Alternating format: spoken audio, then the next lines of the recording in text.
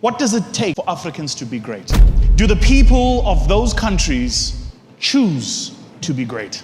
Till and when Africa truly is of a single mind, it will continue to be the fodder and the meal for the rest of the global average. I struggle to understand why I can land in Paris, get on a train and end up in Brussels, but if I want to move from Joburg to Gaborone, I must produce a passport. Who's the genius that came up with the scheme? You know, the Europeans are so quick to tell us that we can't bundle ourselves into a single block, but they've done it. This is a small extract from what Vusi Thembekwayo shared about Africa's future and the urgent need for unity and courage across the continent. He challenges us to rethink how we build, lead, and rise together. What he reveals will change how you see Africa's path forward. Let's watch the rest of the video. Imagine the cowards we must be to be born of forefathers who liberated our continent from colonizers, only for you and I to be broken down by a tweet. And so the question, I think, for our moment and for our season today is, do you have the courage to rise above a hashtag? Will your life be nothing more than a demonstration of somebody else's opinion of you? Now, what is interesting is this. Notice the means of the enemy. When he is well aware that you are on the path to your greatness, he makes the noise to distract you. Therefore, if we want a better life for ourselves, we must demand of that power. And I often hear young people today say things like this. You know, it's time for young people to rise. It's time for the old people to move out of the way. It's time, it's time, it's time. Let me tell you, young people, there is no old person going anywhere. If you want that seat in that office, in that boardroom, in that chamber, in that ministry, you're going to have to fight for it, because power isn't given, it's taken. And so the question as our continent rises is, will we be men and women of courage? Will we be the generation in 50 years' time that our children reference and say, they did it right? They had the template for how to truly pull out of each other the ability to work with each other. And something fascinating is happening today. I must tell you this. This is the good news. The good news is that we're no longer separated. We now have the ability to find each other. The true question is, will we have the ability to build with each other? You see, to date, our building strategies all center on these borders that were drawn for us and not by us. In this moment and in this season, I think as a generation, we are called to truly understand what it's going to take, one and all, to work with each other, but to build with each other. It needs to bring together leaders in various spheres and various spaces who are at the frontier of what it's going to take to truly take our continent to next, whatever next might be.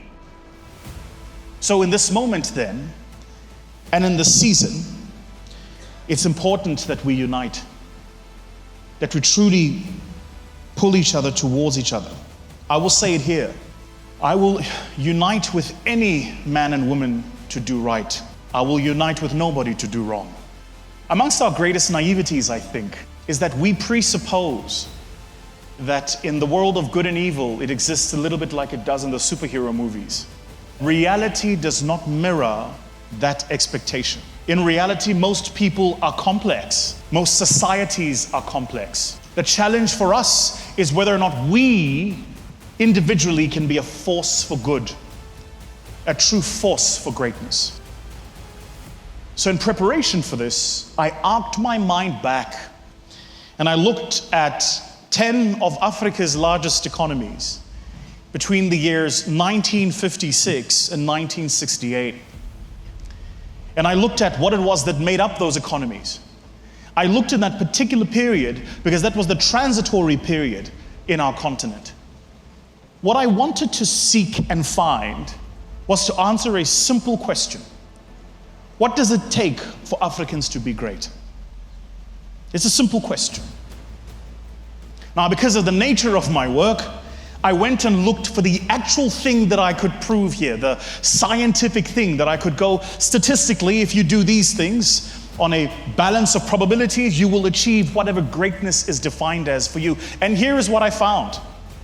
I found that in every instance where there was a particular set of factors that made a population group or a citizenry or a nation achieve its goals, if you took those very same factors and plugged them into a different citizenry, the numbers would not tally.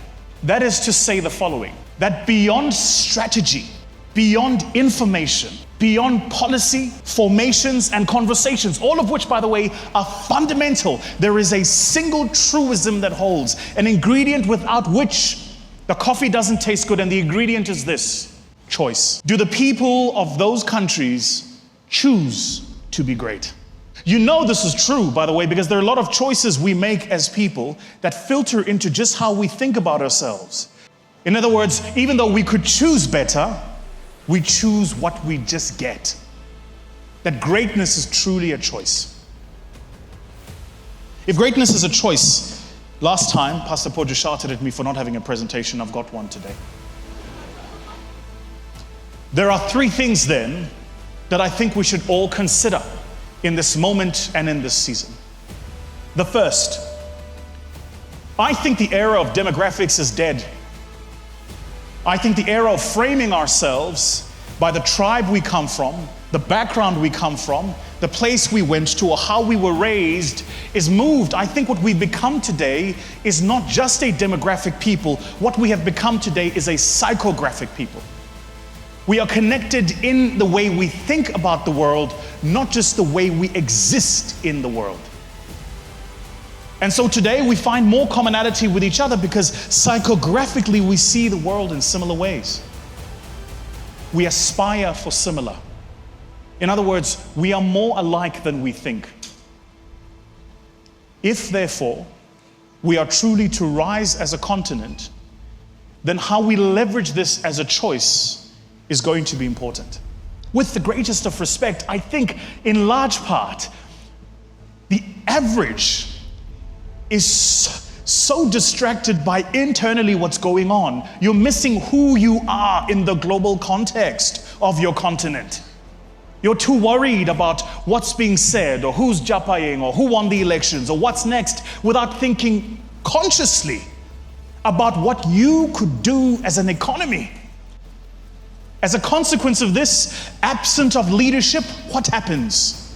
Everything that we have been seeing. And so the question for this moment, for each and every single one of us, is will we be the courageous men and women who recognize the season we are in? By the way, side note, a conversation we must have, and Brother Pojo, I don't know how we do this. We need to convene the leaders of this continent to talk about this visa story. This is a disaster. And let me just say the following. I struggle to understand why I can land in Paris, get on a train, and end up in Brussels. But if I want to move from Joburg to Gaborone, I must produce a passport. Who's the genius that came up with the scheme? You know, the Europeans are so quick to tell us that we can't bundle ourselves into a single block, but they've done it. And so, even in my own native land of South Africa, the work as South Africans we must do is to conscientize each other about the continent. In my mind, and I was listening to your comments, ma'am, about the youth service, I'm seized to understand and failing to understand why we are not deliberately sending young people into other parts of the continent. Experience the culture, live with the people. Between now and December, I'm going to be in about 8 different African countries. In that same time, it's going to be easier for me to do 5 different countries in Europe than it will be to do 2 different countries in Africa. Less layovers, less time. I'm sorry, can we just pause, just one moment, pause the time. Who designed this nonsense? Who wrote the script? And here is my theory. You only lock the vault where there is money. And so maybe there's a reason you've been kept out of that neighboring country. Maybe there's a reason you've been kept out of that neighboring region. Maybe there's a reason you can't travel to that other place, because if you were to, there is something you might do that would help us build what we all know we are capable of. So first, keep them away from each other. Second, convince them that they're enemies with each other. And third, convince them that the other one is better than the other one. And before you're done, they will hate each other so much you don't even need to pass policy or law. And in the middle of all of this, here we sit as young people, fruitfully connected by the HTTPS, and we're more worried about what's trending and commenting on it, rather than how do we meaningfully build with each other and do business. I came to tell you here today that I'm only interested in meaningfully building and doing business. I'm only interested in understanding how do we take the platform and put it in Johannesburg or put it in Cape Town. And how do we have not just this conversation here, but that conversation there? Because until and when Africa truly is of a single mind, it will continue to be the fodder and the meal for the rest of the global average. So we must recognize then that our value to the world is cemented. And recognize beyond that, that even that very idea of what it is that is our value is changing. There are 5 fundamental ways value is changing. I'm going to spend a minute on them. The first is value is changing around how we think of our identity as Africans. The second, how we think around what is truly wealth as Africans. The third, how we think around what we're building as the next generational legacy as Africans. The fourth, this archetype of these binary ideas we've always had, they and us, recognizing that we operate as a single block and in unison. If we don't understand and leverage each of these value constructs, we are missing the fundamental layer that is layered into our society today. Just our identity alone. What could we do when we truly come together as a single block? A week ago, I was in East Africa, Kenya, Tanzania, Uganda. Today, I'm here. I make it my intention to travel the continent. Because, and on this point I will end with this. You see, it's easy for a politician to lie to you about pan-africanism when you've never traveled Africa. They can tell you their version of it because they've never been there. They will tell you how Africans speak even though they've never been there. And the final way value is changing is that value has introduced us to this idea of free. That we can connect with each other freely, share with each other freely, but most importantly, build each other freely. There are 3 things I'd like to leave you with, and I will preface those 3 things by saying this. Constantly question what you're seeing. Please, question what it is that you're seeing. There are 4 fundamental perspectives you must always question. The first is the perspective of hindsight. The second perspective is plain sight. Plain sight. What is barely in front of you, you see it as it appears. Question that too, because often, as the old Gaelic expression says, reality is merely an illusion, albeit a very persistent one.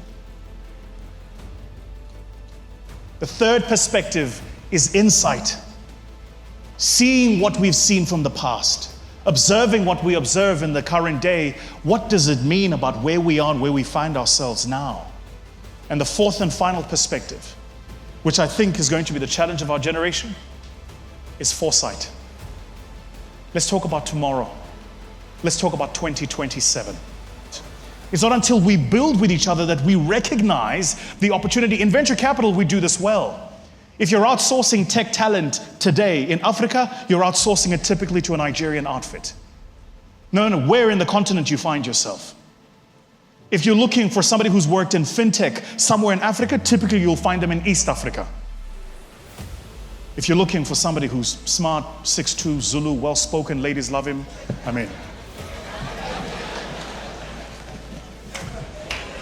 no, I don't personally know anyone, I'm just saying.